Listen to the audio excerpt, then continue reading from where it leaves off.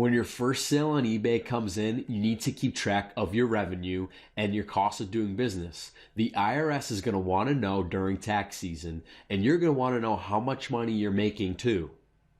You need something to measure your goals against. You need to keep track of the cost of doing business so you know what expenses need to be cut. You'll learn exactly how to use Microsoft Excel to keep track of your books for your online business. At this point, you should have no upfront costs. The only expense that you'll encounter is after you make a sale, in which case you only need to keep track of the sales transactions.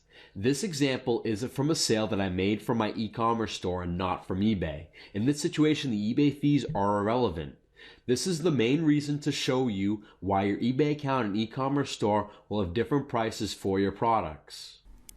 Create a Microsoft Excel file and title it with the name of your business and the year. You want to complete the column headings for each of these fields. You want to mark down the date of the transaction.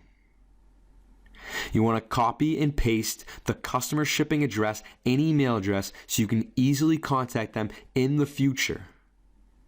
You also want to mark down their order information, the contents of your customer's orders.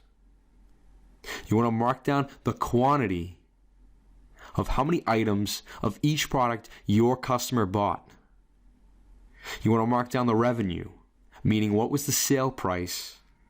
How much did your customer pay for their order? You want to mark down the cost of goods. How much did you have to pay for your customer's order?